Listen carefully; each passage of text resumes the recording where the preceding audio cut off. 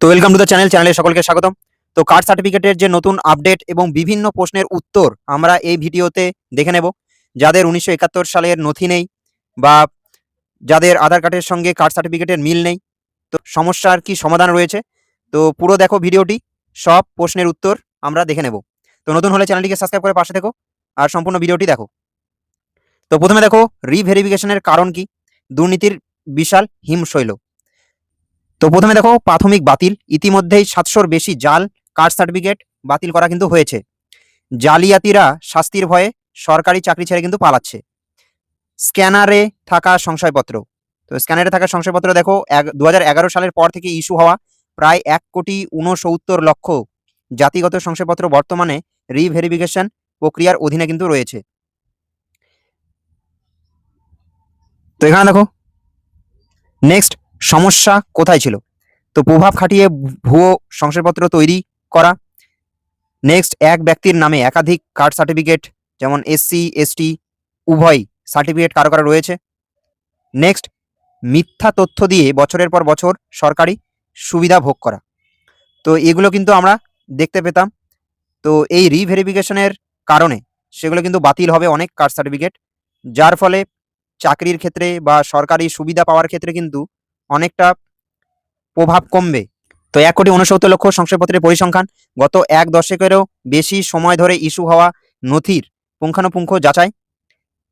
তো এখানে দেখো তপশিলি জাতি এসসি প্রায় 1 কোটি, সবচেয়ে বেশি সংখ্যক আবেদন ও যাচাই চলছে কিন্তু এসসি কাস্ট সার্টিফিকেট, যা 1 কোটির উপরে কিন্তু রয়েছে।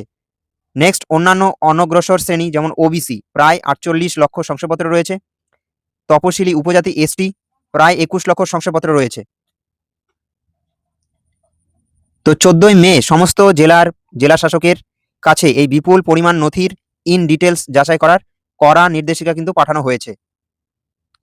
তো মূল উদ্দেশ্য যোগ্যদের অগ্রাধিকার নিশ্চিত করা। এই কড়া যাচাই প্রক্রিয়া কোনো হয়রানি নয়, বরং আপনার অধিকার রক্ষার একটি ঢাল। তো এখানে দেখো জালিয়াতির অবসান, উচ্চ বর্ণের প্রার্থীদের এসসি কোটায় ভুয়ো শংসাপত্র দেখিয়ে চাকরি দখল বন্ধ করা। নেক্সট অযোগ্যদের অবৈধভাবে পাওয়া এমবিবিএস সিট বা শিক্ষকের চাকরি থেকে অপসারণ করানো। নেক্সট স্বচ্ছতার প্রতিশ্রুতি, প্রকৃত যোগ্য ব্যক্তিরা যাতে দ্রুততার সঙ্গে শংসাপত্র পান তা নিশ্চিত করা। নেক্সট সরাসরি এসডিও অফিসে তত্ত্বাবধানে স্বচ্ছ প্রদান প্রক্রিয়া চালু করা। আর কি প্রকৃত আবেদনকারীদের ভয়ের কোনো এখানে কিন্তু কারণ নেই। নেক্সট ডিজিটালাইজেশন, সময়ের নতুন দাবি। তো পুরনো শংসাপত্র কি এখনো বৈধ? হ্যাঁ, তবে সেটিকে ডিজিটাল রূপ দেওয়া বাধ্যতামূলক। তো এখানে দেখো পুরনো ম্যানুয়াল শংসাপত্র আপনার কাছে 1990 বা তারও আগের ম্যানুয়াল সার্টিফিকেট থাকলে সেটি ফেলে দেবেন না, এটি অত্যন্ত শক্তিশালী সরকারি নথি কিন্তু। নেক্সট ডিজিটাল আবেদন, বর্তমানে যে কোনো সরকারি চাকরি বা সুবিধা পেতে ডিজিটাল সার্টিফিকেট বাধ্যতামূলক। সরকারি পোর্টালে আপনার পুরনো শংসাপত্রের নম্বর দিয়ে ডিজিটালাইজেশনের জন্য আবেদন করুন। নেক্সট আধুনিক স্বীকৃতি, ভবিষ্যতের সমস্ত প্রক্রিয়ার জন্য ডিজিটাল নাম্বার এবং কিউআর কোড যুক্ত শংসাপত্রটিই আপনার চূড়ান্ত প্রমাণ হিসেবে কিন্তু কাজ করবে। তো আমরা কিন্তু ডিজিটাল কাস্ট সার্টিফিকেট সব কিছুতে দেখতে চলেছি। চাকরির আবেদন ক্ষেত্রে যে কোনো ক্ষেত্রেই ডিজিটাল কিন্তু যে শংসাপত্র বা কাস্ট সার্টিফিকেট বলো, সেটা কিন্তু বাধ্যতামূলক। তো যারা যারা করনি এখনো, তারা ডিজিটাল কাস্ট সার্টিফিকেটের আবেদন করো। নেক্সট বংশতালিকা তৈরির ব্লুপ্রিন্ট, একটি সাদা কাগজে কিভাবে রক্তের সম্পর্কের ধারাবাহিকতা প্রমাণ করবেন।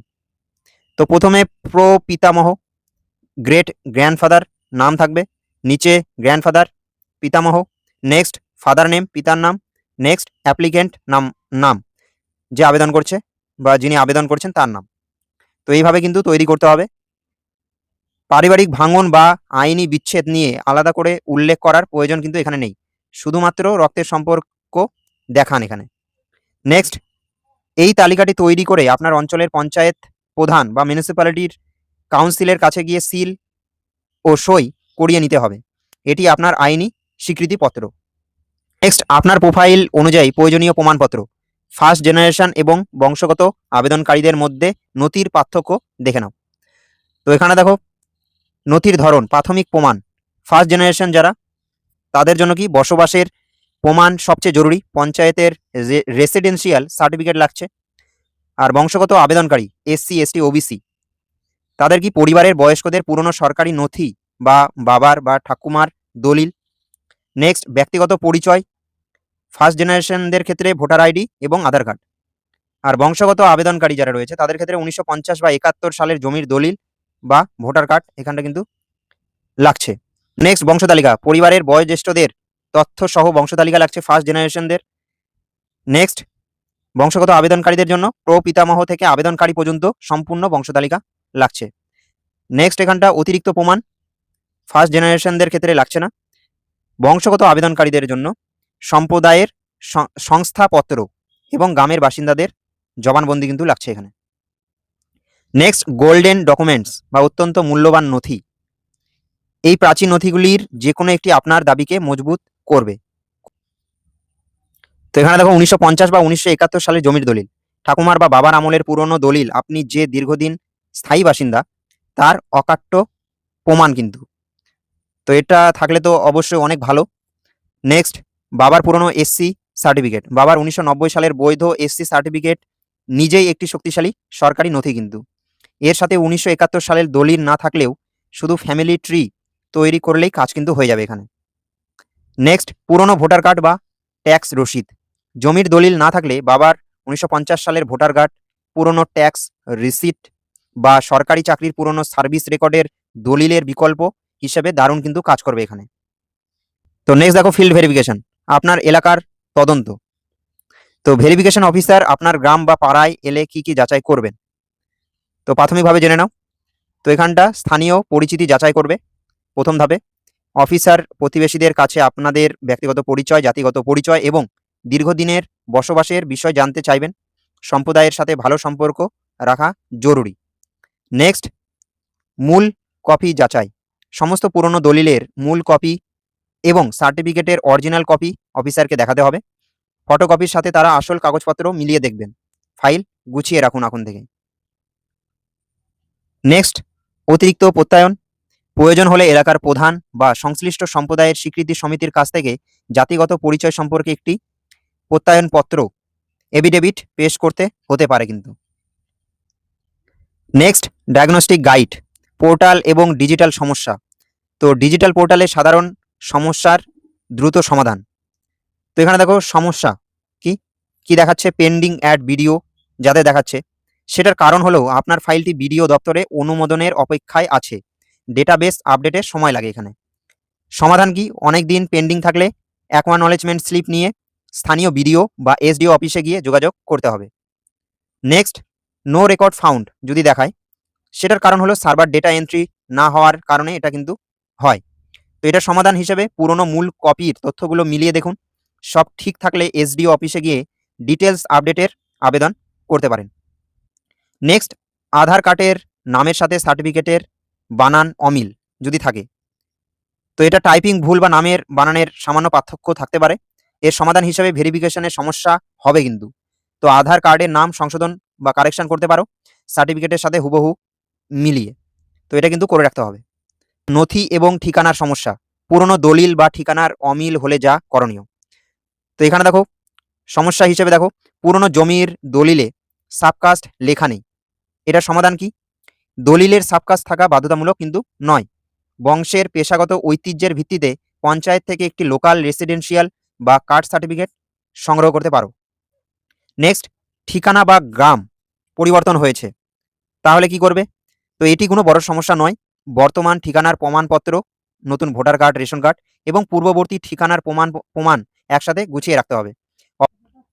তো অফিসার বংশগত পরিচয়েই বেশি গুরুত্ব দেবেন কিন্তু। নেক্সট 1971 সালের কোনো নথি নেই, কিন্তু বাবার 1990 সালের সার্টিফিকেট আছে। তো এখানটা দেখো বাবার শংসাপত্র যথেষ্ট এখানে, সাথে 1974 সালের জমির দলিল বসবাসের প্রমাণ হিসেবে এবং একটি ফ্যামিলি ট্রি যুক্ত করে দিতে হবে এখানে। নেক্সট দেখো পারিবারিক নথির অভাব বা জটিলতা থাকলে করণীয় কি। তো এখানে দেখো বংশে আপনি প্রথম আবেদন করেছেন, বাবারও সার্টিফিকেট নেই, তাহলে আপনার করণীয় কি। তো আপনার বংশের ঐতিহ্য, গ্রামের বাসিন্দাদের জবানবন্দি, কমিউনিটি সার্টিফিকেট এবং বংশতালিকা তৈরি করা এই ক্ষেত্রে প্রধান ভূমিকা কিন্তু পালন করবে। নেক্সট আপনার কাছে শুধু ঠাকুমার বাবার 1950 সালের দলিল আছে, তো এটি কিন্তু অত্যন্ত গ্রহণযোগ্য। 1950 সালের দলিল এবং ঠাকুমার সাথে সম্পর্কের প্রমাণ দিতে একটি সুস্পষ্ট ফ্যামিলি ট্রি তৈরি করে রাখতে হবে। নেক্সট, সার্টিফিকেটটি অনেক পুরনো, যেমন 1995 সালের ওবিসি সার্টিফিকেট। তো এই ক্ষেত্রে ওবিসি সার্টিফিকেটের নির্দিষ্ট মেয়াদ কিন্তু নেই, রিনুয়াল লাগে না এখানে। তবে সরকারি সুবিধা পেতে অনলাইন ডিজিটালাইজেশনের জন্য আবেদন করা এখন কিন্তু বাধ্যতামূলক। নেক্সট, জালিয়াতির পরিণতি, শূন্য সহনশীলতা। তো ভুয়ো আবেদনকারী এবং অযোগ্যদের জন্য কড়া বার্তা সরকার দিয়েছে। তো সংশয়পত্র কিন্তু সরাসরি বাতিল, যথাযথ তথ্য প্রমাণ বা ভেরিফিকেশনে ব্যর্থ হলে সংশয়পত্রটি সরাসরি বাতিল করা হবে। ইতিমধ্যে কিন্তু 700 এর বেশি বাতিল করা হয়েছে। নেক্সট, আইনি ব্যবস্থা এবং চাকরির চ্যুতি। তো মিথ্যা তথ্য দিয়ে যারা এতদিন ধরে সরকারি সুযোগ সুবিধা বা চাকরি নিয়েছেন তাদের চরম শাস্তি নিশ্চিত করা হবে কিন্তু এক্ষেত্রে। তো নেক্সট দেখো, স্বেচ্ছায় পদত্যাগ। রাজ্য জুড়ে কড়া স্ক্যানিং শুরু হওয়ায় শাস্তির ভয়ে অনেক জালিয়াত ইতিমধ্যেই নিজেদের সরকারি চাকরি ছেড়ে কিন্তু পালিয়ে যাচ্ছে। তো এই কড়া পদক্ষেপের অর্থ একটাই, যোগ্য এবং প্রকৃত প্রার্থীরা এবার তাদের ন্যায্য অধিকার ফিরে পাবেন এখানে। নেক্সট, স্বচ্ছতার পথে আপনার ভূমিকা, কিভাবে আপনার ব্যক্তিগত প্রস্তুতি একটি দুর্নীতিমুক্ত ব্যবস্থা তৈরি করবে এখানে। তো এখানে দেখো, সঠিক নথি, ভ্যালিড প্রুফ, পুরনো দলিল প্লাস নির্ভুল বংশতালিকা তৈরি করতে হবে। নেক্সট, ডিজিটাল পদক্ষেপ, অনলাইন পোর্টাল আপডেট প্লাস আধার লিঙ্ক। নেক্সট, স্থানীয় সত্যতা, পঞ্চায়েত অথবা প্রতিবেশীর স্বীকৃতি। তো এই সব কিন্তু রাখতে হবে। এর মাধ্যমে স্বচ্ছ ও ন্যায্য ব্যবস্থা আমাদের সামনে ফুটে উঠবে। তো এর ফলে ভুয়ো প্রার্থীদের অপসারণ, যোগ্যদের জন্য সরকারি চাকরি এবং শিক্ষায় সুনিশ্চিত সুযোগ কিন্তু বাড়বে। এবার দেখো, চূড়ান্ত চেকলিস্ট আজই আপনার করণীয়। তো আপনার সংশয়পত্র সুরক্ষিত রাখতে এই 4টি কাজ সম্পূর্ণ করুন। কি কি? সেটা হলো, 1 নম্বর, অরিজিনাল ফাইল প্রস্তুত করুন। সমস্ত পুরনো দলিলের মূল কপি, ভোটার কার্ড এবং বর্তমান ঠিকানার প্রমাণ একটি ফাইলে গুছিয়ে রাখুন। নেক্সট, বংশতালিকা সিল করান।